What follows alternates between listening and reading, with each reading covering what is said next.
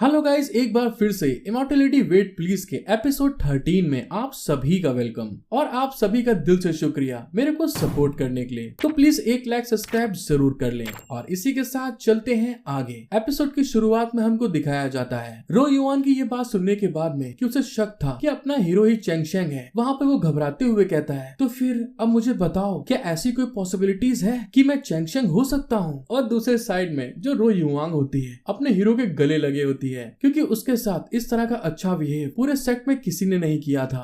Cheng शेंग की बात सुनने के बाद में रो युआन वहाँ पे रोते हुए ब्लश करके उसकी तरफ देख के कहती है, नहीं, इम्पॉसिबल है ऐसा होना। चेंग शेंग के लिए मेरे प्रति इतना ज्यादा केयरफुल होना, ऐसा होना ही इम्पॉसिबल है और इसकी संभावना और भी कम है कि आपको भोजन में इतने सारे डिटेल नजर आए। रो युआन की बात सुनने के बाद में अपना हीरो शॉक्ड हो जाता है, उसके पसीने आ रहे होते हैं और तभी वो घबराते हुए अपने मन में सोचता है, अरे नहीं यार, मैं मूल रूप से एक दूसरे से परिचित होना और कुछ फेवर हासिल करना और अपनी पहचान को उजागर करना चाहता था, लेकिन अब ये होना बिल्कुल अपोजिट है क्योंकि रो युआन के दिल में सीनियर ब्रदर कुछ भी नहीं है। और इस बात को सोचने के बाद में अपना हीरो वहाँ पे जो लंच बॉक्स लाया होता है उसको निकालते हुए कहता है, चलो फिर ठीक है, पहले हम लोग खाना खा लेते हैं। और इस बात को कहने के बाद में वो अपने मन में सोचता है, मैंने अच्छे काम किए हैं लेकिन मुझे उनका सिला अच्छा नहीं मिलता, ये सच में बहुत खराब है। और इस बात को कहने के बाद में वो अपने लंच बॉक्स के अंदर से स्प्राउट्स को बाहर निकालते हुए कहता है, अगर आपका स्वास्थ्य अच्छा नहीं है तो मतलब आप भूखी हैं, फिर भी आपका शुक्रिया। और इस बात को कहने के बाद में चेंग शेंग ने जो स्प्राउट्स को बाहर निकाला होता है वो रोंग युआन को खिलाने लगता है और चेंग शेंग के ऐसा करने के कारण रोंग युआन वहाँ पे ब्लश कर रही थी। लेकिन तभी रोंग युआन ने जैसे उस स्प्राउट को खाया होता है वो एकदम से शॉक्ड हो जाती है और ब्लश करते हुए कहती है, अरे ये तो। कुल मिलाकर दोस्तों उसको जो स्प्राउट्स होते हैं वो बहुत पसंद आते हैं, जिस कारण से वो शॉक्ड हो जाती है। और तभी वहाँ पर उसको अचानक से अपने पुराने ऑनर की याद आती है, जहाँ पर वो उसको मारने के बाद में हंसते हुए कहती है, तुम मुझे बताओ क्या ये स्वादिष्ट है और तुमको जिंदगी में केवल तभी कुछ अच्छा खाने का मौका मिलता है जब तुम दूसरे लोगों का बचा हुआ खाना खाती हो। तो इसी चीज से आप समझ गए होंगे कि रो युआन ने कैसी जिंदगी जी है अपनी। और इस चीज को फील करने के बाद में रो युआन एकदम से शॉक्ड होते हुए उस खाने की तरफ इशारा करके अपने हीरो से कहती है, सीनियर ब्रदर, क्या ये बचा हुआ खाना दूसरों द्वारा खाया जाता है।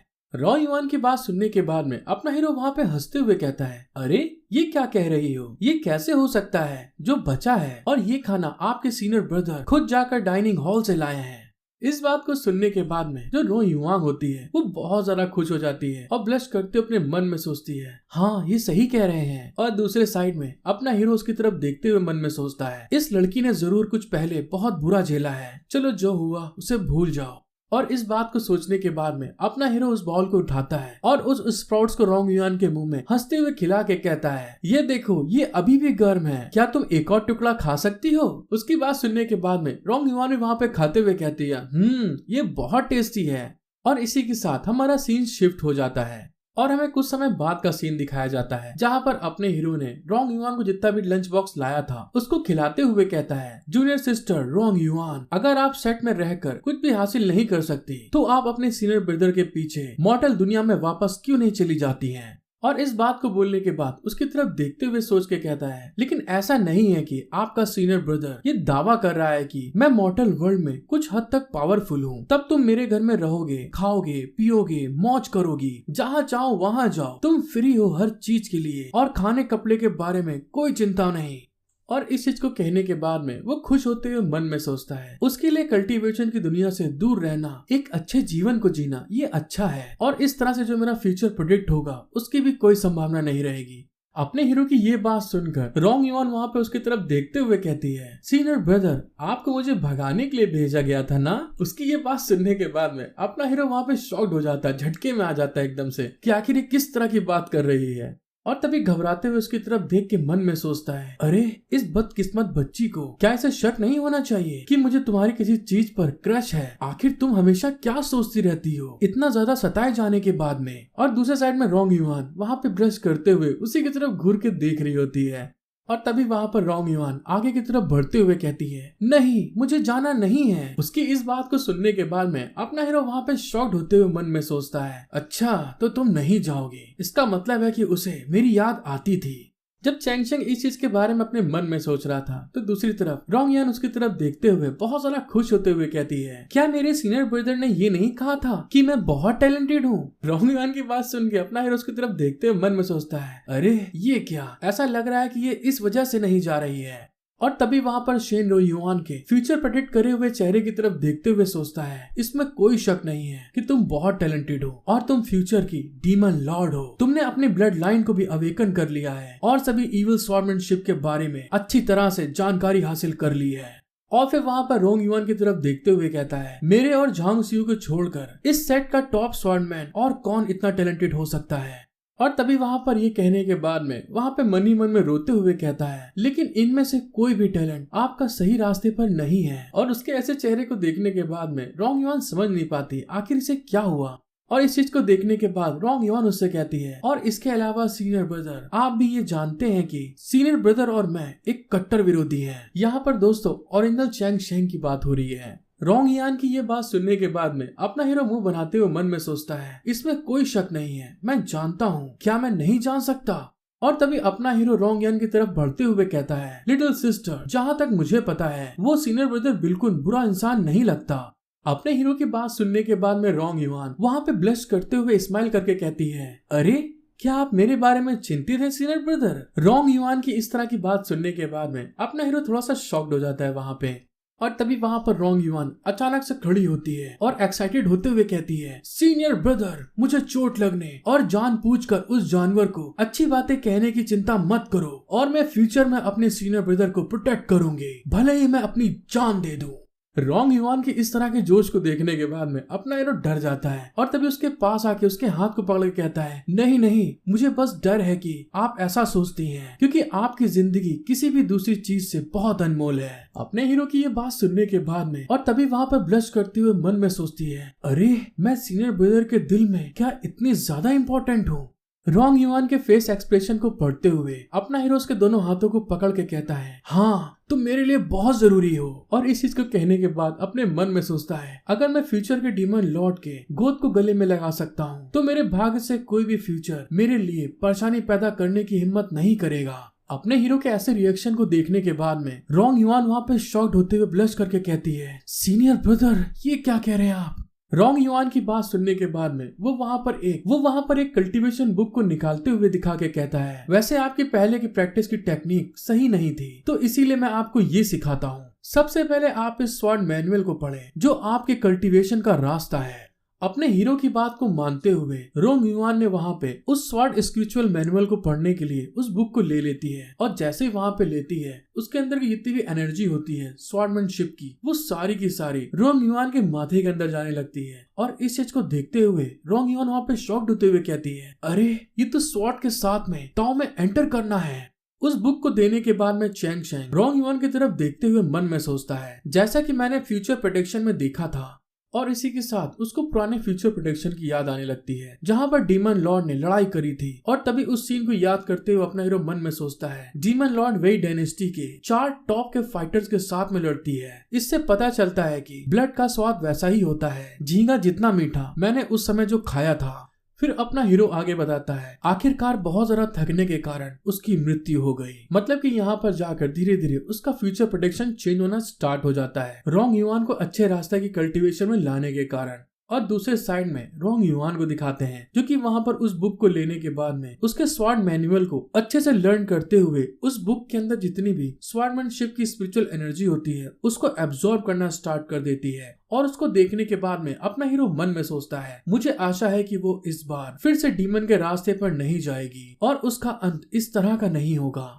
वहाँ पर स्पिरिचुअल एनर्जी को एब्जॉर्ब करने के बाद रो युआंग बहुत ज्यादा खुश होते हुए अपने हीरो की तरफ देख के कहती है, सीनियर ब्रदर, मैं सच में प्रैक्टिस करने लायक हूँ। अपना हीरो रोंग युआन की तरफ देख के शॉक्ड होते हुए मन में सोचता है, मुझे अब यहाँ से जाना चाहिए क्योंकि उसका एक ब्रेक थ्रू होना स्टार्ट हो रहा है। क्या ये सच में एक डेस्टिनी की बेटी है जो कि बेसिक लॉस के बारे में बात कर सकती है? क्या मेरे जैसे एक विलन के लिए इस 10 साल की कठिन ट्रेनिंग को करने लायक भी है?